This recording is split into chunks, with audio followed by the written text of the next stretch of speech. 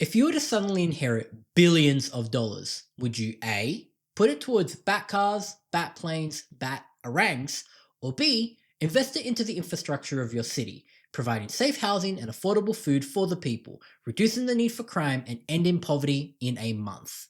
That's the idea that Tom Taylor puts forward in his run of Nightwing, that heroes can do more than just beat up bad guys, but actually help the good people too.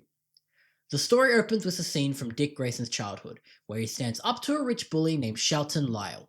Shelton is a prick. Right now, he and his goons are ganging up on a defenseless kid because in Dick's words, Shelton was raised to believe that hurting people was something to aspire to. Right at the gate, Tom Taylor sets out exactly the type of person that plays the role of the villain in this story.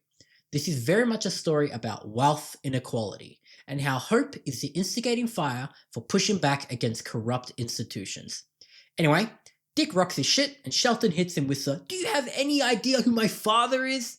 It's only because Commissioner Gordon shows up that Shelton faces any actual consequences for jumping this kid.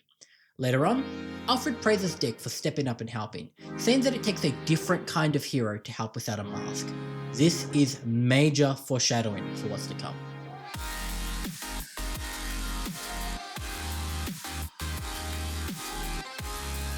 Leaping into the Light opens with a group of degenerates beating up a disabled dog. Yeah, the people in Gotham might be crazy, but the people in Bludhaven are straight up fucking cruel. Even Nightwing himself can't even quit with how disgusted he is with them. Anyway, he rocks their shit and he swings the dog to the vet.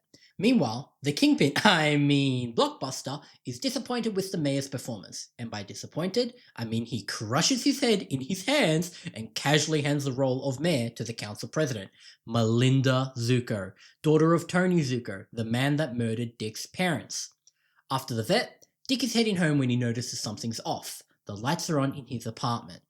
Barbara Gordon flips him on his ass, disses his security, and then immediately falls in love with his dog. Nightwing says she's off to the pound tomorrow, while Barbara just laughs in his face, saying that the second she came through his window, this became her forever home. The reason she's there is because as Oracle, she was made to be the executor of Alfred Pennyworth's will. If you're wondering why Alfred is dead, well, Bane made Alfred's neck go brrr. This is when Barbara drops the bombshell. Because of his stock in Wayne Industries, Alfred was a billionaire. Now he's left it all to Dick. Master Grayson. I can't do this as Michael Caine. Master Grayson, please don't be alarmed. I didn't foresee my own death. Given our line of work, I write one of these every year. It seems prudent. I'm sure the fortune I'm leaving to you comes as something of a shock. As Master Wayne's legal guardian, I was given a large amount of Wayne Industries stock. I was also given ludicrous amounts of wealth I had no need for. I invested much of this wisely and ethically and had planned to find the place where it would do the most good. In fact, I planned to come to you for advice. Like Bruce, your mind is astonishing. You can think in ways no one else can. You are a problem solver, and the world is full of problems. I couldn't think of better hands to leave this fortune in. I believe you will see this not as personal gain, but as an opportunity. Because I believe in Dick Grayson. I believe in the boy who always stepped up when someone was in need. I believe in the man who just wants to help. Without wanting to apply too much pressure, I believe you can be one of the greatest forces for good this world has ever seen. Whatever you choose to do, please know I am exceedingly proud of you. Proud of your heart, proud of your compassion, proud of your humor, your optimism, and your strength in the face of everything that confronts you. And above all, though we rarely say it out loud, I am so very proud to call you my son. As the two go out to get some food, it's completely obvious how in love they are with each other, but because they're wishy-washy people, neither of them are really ready to pull the trigger on a relationship. It's as Dick's ordering 2 slices of pizza that Babs reminds him that he's a billionaire now, so he orders 4. That's when they're approached by a homeless man and his son. "Excuse me, sorry to bug you, but could you spare some change?" "I don't really carry cash." "Yeah, most people don't these days. Thanks anyway."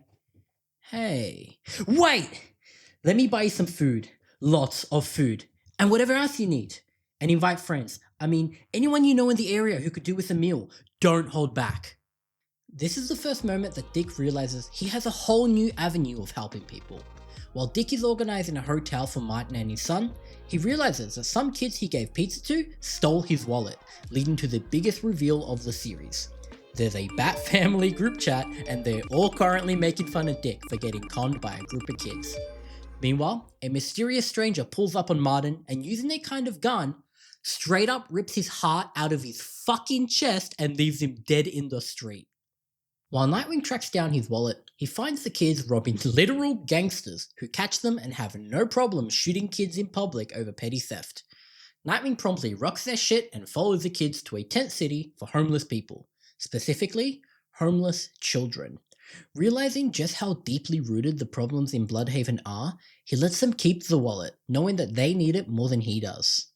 The next day, 2 police officers show up at Dick's apartment to accuse him of the murder of Martin the night before. Their reasoning is that he paid for a room for him, for which Martin never arrived. They reason that he must have propositioned him and that went south, so he cut out his heart like a psycho. Barbara shows up to be his alibi with GPS location on her phone and reminds them that they have literally no evidence whatsoever tying him to this crime, promptly and kindly telling them to go get fucked. Immediately, Nightwing's out looking for Martin's son Elliot, calling in Tim Drake to go undercover at the tent city and ensure his safety. That's when Blockbuster's goons show up. The reason they're there is because the kids there have been stealing to survive. They have no problem with the theft, but a cut of all crime goes to Blockbuster, so he sent them to literally beat the shit out of these kids for not paying up cents for what they're stealing. Nightwing and Robin beat their asses, declaring that the kids are now under their protection. That's when a fire breaks out. The culprit? Heartless. Right away, it's clear that even though Heartless has enhanced strength and speed, he lacks the fighting skills to keep up with Nightwing. Like he's taken a shortcut to being a supervillain. To escape, he blows up the pier that the kids have fled to, essentially making them choose between jumping into the ocean or burning to death. With no other option, Nightwing sends a mayday signal to all the boats in the area, essentially having to rely on the kindness of strangers in Bludhaven to save these kids. This is pretty much a gamble on if Bludhaven is really rotten to the core, or if the people will stand up when they can to do what's right. Luckily, it works, and the people of Bludhaven band together to rescue the kids from their terrible fate. After this, Nightwing's new puppy is given the name Haley, named after the circus where he was raised, as well as the alter ego Bitewing. It's at this time that Dick becomes aware of who the new mayor is. Despite Tim and Babs pleading for him to get some rest, Dick can't get past Mayor Zuko and immediately goes to break into her home. This goes very not well, and leads to him getting bonked over the head with a baseball bat. When he wakes up, he finds himself unmasked and face to face with the daughter of the man that killed his parents. Except she reveals she's not actually Tony Zuko's daughter. In reality, her father is John Grayson, making her Dick's half-sister. Before they can go any further, Nightwing quickly calls off the rescue about to take place, and then Melinda reveals that while she is working with Blockbuster, it's only to take him down from the inside. She takes him to meet her mother, who lived through an abusive relationship with Zuko and escaped one day when Tony took them to Haley's circus. Dick's parents took her in and protected her, eventually starting a relationship with Dick's father before his parents were together. Eventually, Tony came back and kidnapped her, where she would never see any of the circus people ever again. Things escalate when Blockbuster shows up, revealing that he has eyes on all of his assets. To maintain the farce that Melinda has been crafting, Nightwing pretends to tie them up and escapes out the window. This leads to Nightwing and Blockbuster's first confrontation of the series. It's interesting to note which side the police are on here, openly shooting at a superhero while standing with a gangster. Nightwing hijacks the police helicopter and escapes. With a lot happening in his life and the city, Dick runs his ideas past the people in his life, like the Titans and Lucius Fox. Ultimately though, he wants to talk it out with a friend, so he visits the most human person he knows, Superman. They laugh over how Batman can fight literal gods but get scared over a single conversation, and Superman reveals that he had always looked up to Alfred, saying that the world would have been lost many times over without the heroes that he raised. Nightwing shares his idea, and Superman encourages him to pursue it.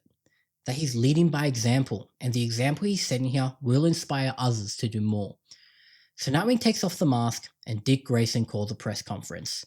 Right before going out, Dick and Barbara share a kiss, and then Dick steps out into the light. My name is Dick Grayson. I've just become a billionaire. But I don't believe any one person should have so much when so many have so little. So I'm giving it away. I've decided to use it to establish one of the world's largest, self-sustaining, purely philanthropic foundations. And while there will be some programs helping in targeted areas elsewhere in the world, the bulk of this wealth will go directly into Bludhaven.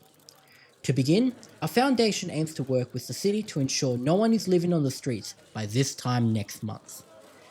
Mr. Grayson, a lot of those people have problems beyond homelessness. Yes. So why start there? Simple. Because it's getting colder. But that's just the first phase. I've seen money used for enforcement. I've seen the poorest and most vulnerable blamed and punished rather than assisted. I want to try something different. I want to help. Desperate people do desperate things, and powerful people have preyed on those less fortunate and profited from them in this city. We aim to make those people obsolete. Too many good people have fallen in Bludhaven. It's time we caught them. Today, we begin working on public and affordable housing, access to employment, prisoner rehabilitation, public transport, free renewable energy, healthcare, and a guaranteed living wage. Today, we begin a program aimed at completely ending poverty in this city. Today, I announce the Alfred Pennyworth Foundation.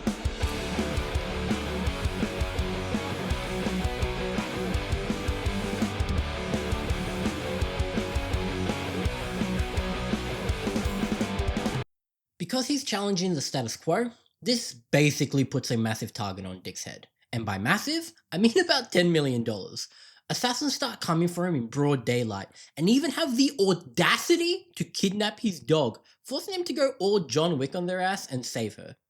It's at the announcement of Haven, where the tent city used to be, that more hitmen do their best and try to claim the bounty on Dick's head. Luckily, the Titans have a vested interest in him not dying, so they clean out the villains and then they pull up on Blockbuster. It's hilarious to see someone as big as Blockbuster try making threats and then immediately get put in his place by Starfire. I mean, just look at this. Bro is seething and Starfire is just mogging him. The Titans declared Dick Grayson as under their protection and then dip. Meanwhile, Heartless is attacking one of the assassins to find out who put the hit on Dick's head, which of course is Blockbuster. After, he asks the hitman if there's anyone in his life who will miss him, for which he says his partner and how they're everything to each other. Heartless looks right in his eyes and says, "Perfect," and then executes him. After this, he goes on an adventure with John Kent Superman, and sick of the constant failures from his assassins, Blockbuster hires La Agent Funebre. Yeah, I'm gonna call her Dennis. Dennis is essentially a premium murderer. Most people think she's a myth, but actually she's just really expensive. Her chosen agent blows up Dick's apartment building, but because Melinda tips him off, he's able to evacuate the building in time. Hearing this, the Flash arrives to help. His name is Wally West. He's the Flash. He's the fastest man on Earth. And my best friend.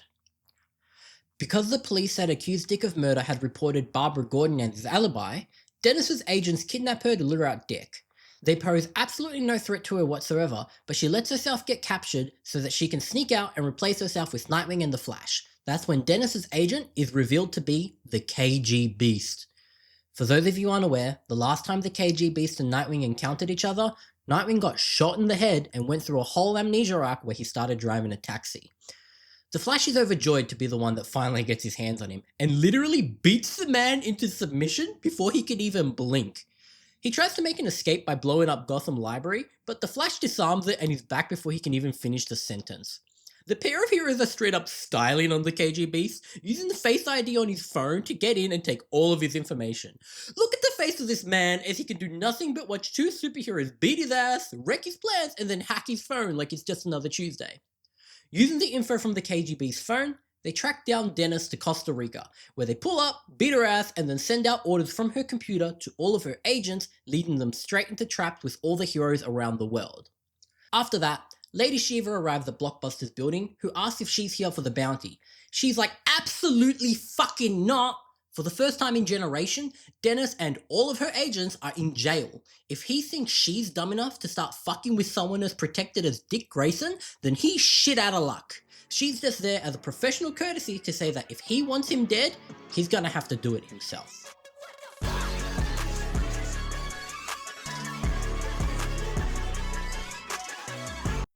At the opening of Haven, Dick, Barbara, and Bruce reflect on how every kid in Bludhaven now has a safe place where they can stay warm and get food, and they can do all of this under the watchful eye of Alfred. That's when Blockbuster shows up, essentially making a few loosely veiled threats before Superman shows up to basically show Blockbuster that he can sit on a pineapple and twist. That night, Blockbuster and the Commissioner want to send a message and send out the police in masks to vandalize the town around Haven and deface the statue of Alfred. Because they've turned off all of the CCTV cameras, they think they're safe when Nightwing pulls up and unmasks them. At the same time, Heartless shows up at Blockbuster's office. Heartless is there because he has plans for Dick Grayson and the city, and because Blockbuster is continuously in the way, he essentially wants to pay Blockbuster to fuck off. He asks Blockbuster to name his price, and in return, Blockbuster throws him out the window. The next day, the Commissioner and the police are arresting the children. When Dick tries to intervene, the Commissioner basically tells him to fuck off and to accept that not everything's in his control. While the Commissioner is talking to the press, blaming the attack on the city and Haven on the homeless kids that live there, Dick steps in and calls him out for being a fucking loser. See, the whole thing was a trap set up by the superheroes.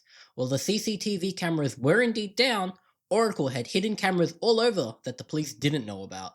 Dick hijacks a press conference and leaks all of the footage to the media, identifying the culprit as members of the Bludhaven police. The Commissioner starts tweaking, demanding to know where that footage came from. Meanwhile, Dick just smirks and tells him to accept that maybe he's not in control of every single situation. With the corruption in Bludhaven now a nationwide news topic, the Attorney General steps in and basically bullies the police into giving up the Commissioner. It's at the Commissioner's home when he gets a call from Melinda, basically tipping him off that the feds are currently on their way to arrest him. Over the phone, she manipulates him into taking evidence linking Blockbuster to all of his crimes throughout the city. As he's trying to flee the country, Nightwing rams his motorcycle straight into his car and then proceeds to not just beat his ass, but also call him out for being absolutely pathetic. I think you're the man who disappoints me the most in this city. Blockbuster, I've looked into his eyes. I've seen what he is. He doesn't pretend to be anything other than a power-hungry thug. But you put on a badge, and you swore to protect and serve. And instead of protecting the vulnerable, you chose to protect the most powerful. You chose to serve the most corrupt, the most evil. You were supposed to defend Bludhaven from men like Maroney and Desmond. Instead, you joined them. You weaponized your police force against the populace. You made the people fear you. You're everything wrong with this city, tucked into a uniform. He takes the evidence with him and leaves the Commissioner to be arrested. In his place, Maggie Sawyer is elected to be the new police commissioner, coming with a personal recommendation from Superman. One of his goons asks Blockbuster if he intends to make her disappear, which makes Blockbuster suspect that that goon is an informant working with Nightwing. Melinda tries to save the electrocutioner, who then immediately electrocutes her and sells her out to Blockbuster. Nightwing shows up, saves her, and then Blockbuster is hit by a car, allowing them to escape.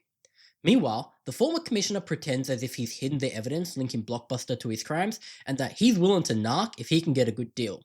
Once he lets slip that he's the only person who knows where that evidence is, which is a complete lie, the police believe him and reveal that they're working for Blockbuster too, executing him in police custody. Nightwing brings Commissioner Sawyer to the rooftops where he gives her the evidence showing every single police officer that's ever taken money from Blockbuster. More than that though, he has a plan to take down all of the criminal operations happening in the city at once. All of the heroes come together and take down the 4 major Blockbuster operations in a single night. I think my favourite one is the Flash, who tells the truck driver that he can either pull over or the Flash will take off all of his wheels while he's driving. With his entire operation coming down around him, Blockbuster decides he's going to attack Haven to draw out Nightwing and finally end this, starting a fire and taking Elliot as hostage.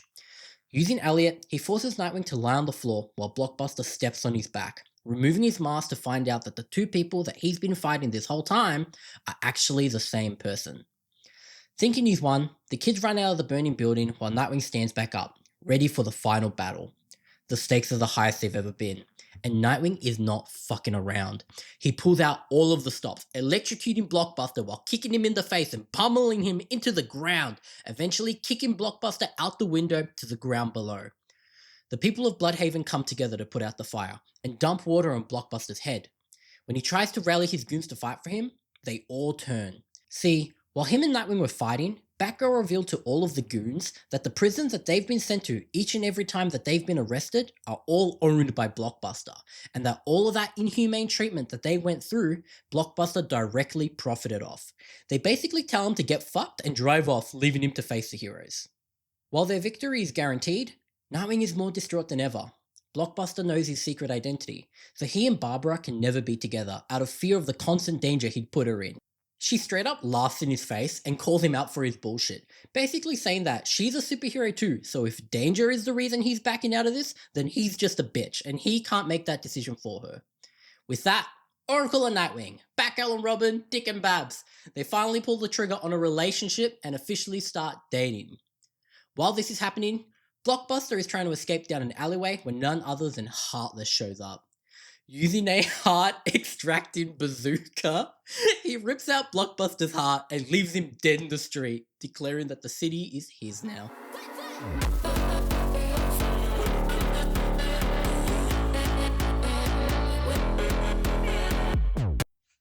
The fallout of Blockbuster's death leads to the arrest of Salvatore Maroni. He's smug because he thinks he's still protected, when Sawyer tells him that she essentially doesn't give a shit about his attitude.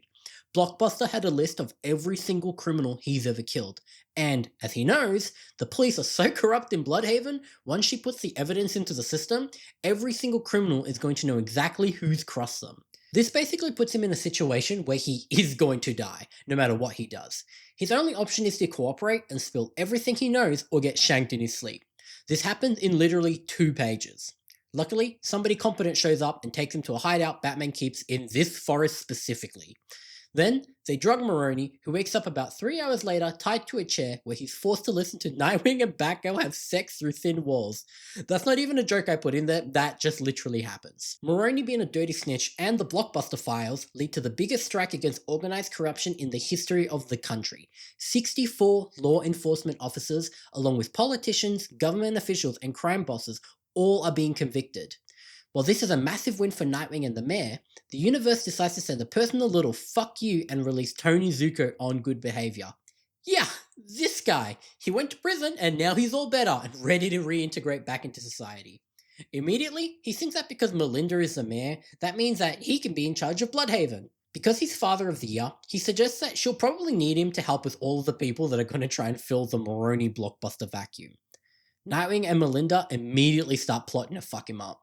Nightwing follows him to the old fishing district where he finds a guarded beach shack that opens up into tunnels below. See, Bludhaven was an old whaling town, and so there are secrets ingrained into it that predate even the city.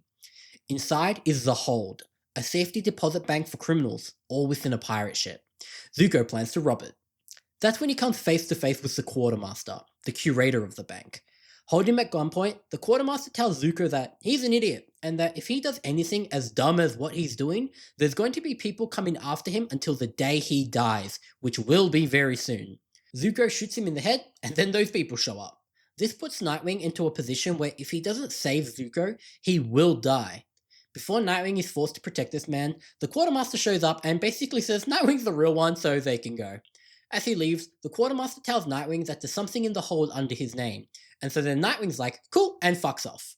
With Zuko in prison, Melinda officially changes her name to Melinda Grayson Lynn, and tells Zuko that he is nothing.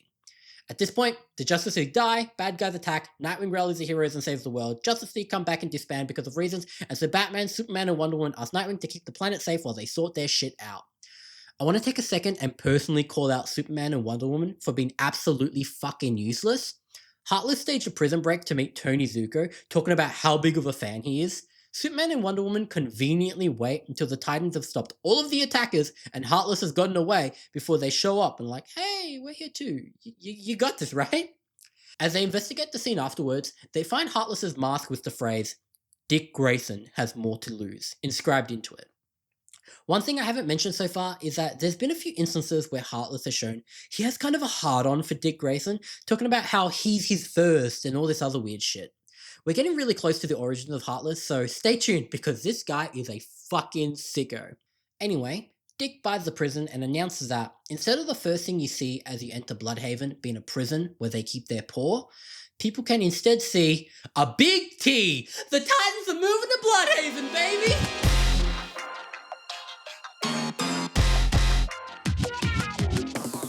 I know I set this up to cover Time of the Titans, but as I'm editing this, I realize that I haven't done Heartless's origins yet, so you're getting that first.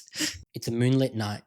Gerald Chamberlain is arriving at a wealthy estate, ready to be the new butler and caretaker to the family's only child. Except, this isn't Gerald Chamberlain. This is a man that 2 days ago murdered the real Gerald and is now posing as him, ready to weasel himself into the will and then set up a little accident. As he goes on to meet the child that he's to be entrusted to, it's revealed to be a young Shelton Lyle, the bully all the way back from the start of the story. More than that, Shelton is one of those weirdo kids that just stabbed his cat to death. Shelton's dad beats him until Gerald decides to step in and take him. Shelton's father says he doesn't talk much, and yet this psycho literally thinks to himself, and yet he said so much, completely imprinting onto this kid like a combo of fucking psychopaths. The two bond over going to the butcher or watching lions feed at the zoo. The entire time, Shelton doesn't smile once and doesn't say a single word. Eventually, Gerald decides to take him to the circus. Shelton was in the audience as he watched the flying Graysons fall to their death, and for the very first time, he had a full-blown awakening. The kid literally smiled for the first time in his life and starts talking. Did you see the boy's face, Gerald, when the Graysons hit the ground? It was amazing! Did you see the clown crying? It was hilarious! His makeup was running, little white tears running off his bright red nose. It was the best! Thanks for taking me, Gerald. Gerald teaches him to hide this murderous instinct from his family, and Shelton learns to have others commit violence for him. This is where he encounters Dick at the start of the story, using other kids to beat up some kid because that gets him off. 1 week after Shelton's added to the will, Gerald blows up Shelton's father's helicopter. The only problem is, Shelton was in it too. He pulls him from the wreckage and rushes him to the hospital, the only survivor. As he comes to, the first thing he asks is if his parents are dead, and then smiles hearing they're both gone. The next logical step here is to turn Shelton into the perfect murderer, and in pursuing that, they decide to hack off parts of his body and replace them with expensive cybernetic enhancements, basically turning him into a goth cyborg. In the present, with his family's inheritance and a sicko adopted father, Heartless proceeds to the next phase of his plan, to replace his heart with blockbusters and then go after Dick Grayson. Now, I don't want to say filler, but this is basically the first arc of Tom Taylor's Titans run. Everything we've talked about up until now kind of just falls aside, so I'm going to quickly blitz through this next bit. Nightwing legally adopts a little girl, Wonder Woman boots her like a soccer ball, and then Nightwing gets superpowers and hangs out with Superman. After that, Nightwing and Batgirl come across one half of Double Dare, a pair of sister assassins that also happen to be ginger. Basically, they were hired by a nation that's under attack from a virus spreading in the fleas. The pharmaceutical company is using the vaccine to extort the nation for profit, so she and her sister broke in to steal it. Things went south and her sister was captured. She was forced to take the vaccine, knowing that the nation has assured her that they can extract it. Batgirl poses as the half of Double Dare and rescues the sister while the other heads back to the nation. As they're fighting, a voice comes over the speakerphone and lets them know that there's a number of contagions in the air and that he would like to have a word with Nightwing. The owner of the pharmaceuticals company is revealed to be none other than Shelton Lyle, Heartless. Shelton offers Nightwing a glass of water, and like a fucking chump, he drinks it. Yep, he gobbles it all down while Shelton is talking about the fucking chemical company that he owns.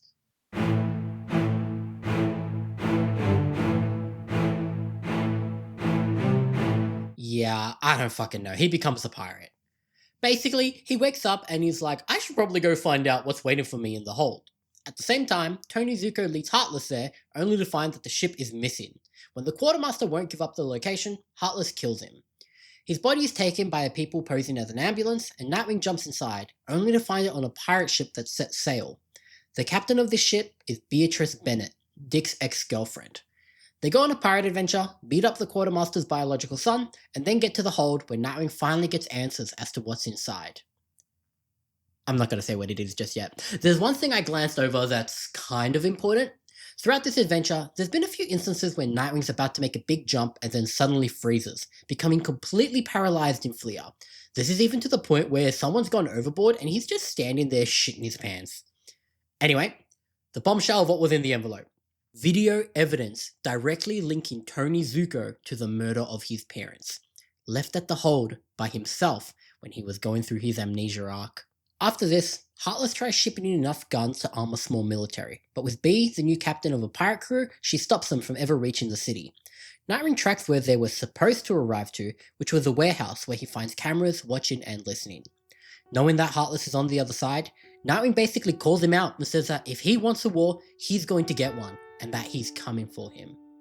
Straight after this, Dick and Barbara are thanked for their work on the Alfred Pennyworth Foundation by receiving a key to the city.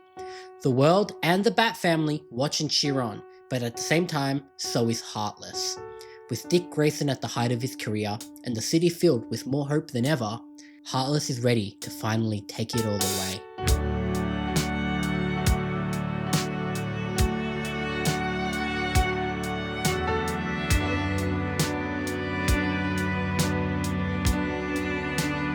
Fallen Grayson asks the question, is all the good in Bludhaven just because of Nightwing, or can the city be good for itself?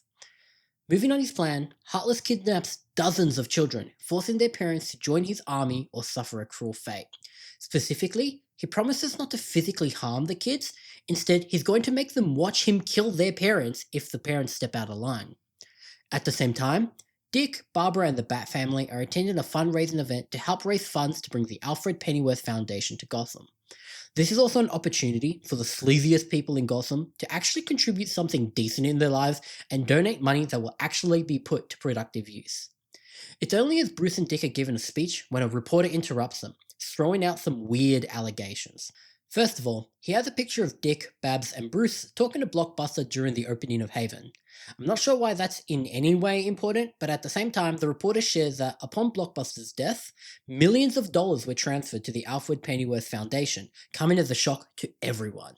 That's when a fire alarm starts blaring, and everyone is forced to start evacuating.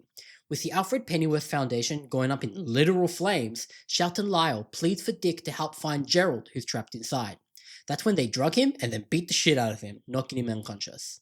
Dick is rushed in an ambulance, except this is another one of those fake ambulances. I guess these cities have a thing for fake emergency medical staff. Anyway, Heartless, Gerald and Zuko pull him out of the truck only to find his Nightwing mask and realize the same thing Blockbuster did. The two people they hate most are the same guy. Dick wakes up on the rooftop with no memories of what's happened to him before. In front of him, the reporter who threw accusations at him at the fundraiser is dead with his heart ripped out. In his hand, Heartless's guns. He wears his clothes and his mask. Dick has been made to fully look like Heartless when the police come bursting through. Nightwing tries to escape, but because of his fear of heights, he can't go anywhere. The police shoot him, take him down, and unmask him. The whole world now thinks that Dick Grayson is Heartless. Right out the gate, the city is trying to play this by the book and investigate thoroughly, but the reporters are having none of it. The mayor just changed her last name to Grayson, and the whole city knows that the whole time she was working with the Alfred Pennyworth Foundation, she was Dick's sister. On top of that, any instance where Heartless has been around, no one's been able to account for Dick's whereabouts. The Bat family, Titans, and Superman are all pretty much ready to throw down. On top of that, the Bat family are ready to publicly unmask themselves to save Dick's credibility. That's when Dick arrives, having escaped from the hospital. Dick knows he needs to end this and bring Heartless down, but he can't do that while he's grounded. He knows exactly what he needs to do. He's gonna go climb a mountain. Dick travels halfway around the world in disguise in order to get onto the Himalayan trek and start a slow and gradual climb all the way up to the city of Nanda Parbat. Inside, he finds the man that helped him conquer his fear of heights as a child, Boston Brand, the Dead Man. While this is all happening, Heartless is posing as Dick Grayson and revealing that his agents are everywhere and that they're going to start killing the city from the inside. He's promising to murder someone every 30 minutes unless the Titans leave Bludhaven, for which they make a public showing of them fucking off, only further removing all the hope from the city. There is still one thing preserving the hope in Bludhaven, and that's Nightwing. Knowing how many times Dick has stood in for Batman, Bruce knows that the city needs its hero and its hope more than ever, and so he dons Nightwing's suit and declares that Bludhaven needs Nightwing. Meanwhile, Deadman is trying to help Nightwing conquer his fear of heights via scented candles and a bubble bath. This doesn't work, but it does give Dick a sudden realization. Maybe he shouldn't have drank that fucking water, All of a sudden, he pieces it all together. Shout and Lyle is Heartless, and he gave him a poison that caused his fear of heights. The poison's run out of his system by now, so whatever's left over must be a psychological barrier that Dick needs to break through if he wants to save Bludhaven. So here's the plan. Deadman possesses his body and leaves him on a small ledge at the top of a mountain with a parachute. With no other choice, Dick is forced to face his fear of falling, coming to overcome a great guilt he's been holding back for years. The night of his parents' death, the Flying Graysons changed their routine. He was supposed to jump first. Zuko wanted to scare his parents into paying money, not kill them. He was the one that was supposed to die. Coming to accept that their deaths are not his fault, Dick leaps from the mountainside, ready to fall. From here, Nightwing's first stop is to take down Zuko, handing in evidence linking him to the deaths of the Flying Grayson and finally seeing justice for their murder. Except, Heartless has the police officer's kid, and so Zuko escapes again. At the same time, Heartless and his army arrive at Haven, ready to crush all the hope that the city has built up until now. That's when Dick Grayson arrives, challenging Heartless and claiming that the city is resilient, and that it's not just Dick Grayson's work with the Foundation that have brought hope to the city, but it's each and every person's decision to feel hope that's keeping it alive. Before Heartless can retort, Dick tells him to talk to the Hand and takes a phone call. The Bat family have freed all of the children of Heartless's army. Without even throwing a punch, Heartless's whole empire comes crushing down, with his own men now coming after him. Nightwing chases him through the city, and when Heartless thinks he's going to get away because Nightwing can't jump, Nightwing leaps into the air and kicks him right in the face. Knowing that he probably won't win a fight, Heartless at least wants to take Nightwing's justice from him and murders Zuko by shooting him right in the face with a heart extraction gun. The two fight, but Nightwing schools him on the fact that even though he can buy fancy and expensive cybernetic enhancements, he can't buy practice, skills, or anything of actual value. During their fight though, Blockbuster's heart basically gives out and Heartless falls to the ground, now on his deathbed. Meanwhile, Gerald is pushed into the river and drowns to death. As Heartless is dying, Nightwing pretty much emotes on him and says that they're going to control history to make sure that he's never remembered. That Heartless is just a fucking loser that they're all going to forget. With a nice little bow on Dick's name being cleared, and everyone who knows his secret identity being dead, the story comes to an end.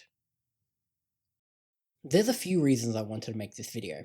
One of them being that with the current state of the world, I think we should really normalize stories around resisting corrupt systems and distributing wealth into infrastructure that would actually make differences in the lives of people. Another reason is that Tom Taylor's from Melbourne, Australia. Australia is essentially a massive blind spot in the graphic novel industry, so if there's an opportunity to shout out another Melbourner who's killing it, you bet your ass I'm gonna.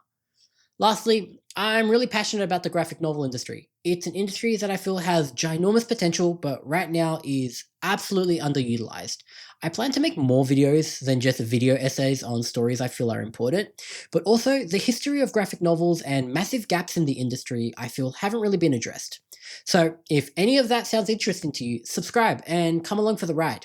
I think right now I want to call my next video, Does Daredevil Have a Hard-On for Violence? But I'm pretty sure the algorithm isn't ready for that. Anyway, peace out and tax the rich.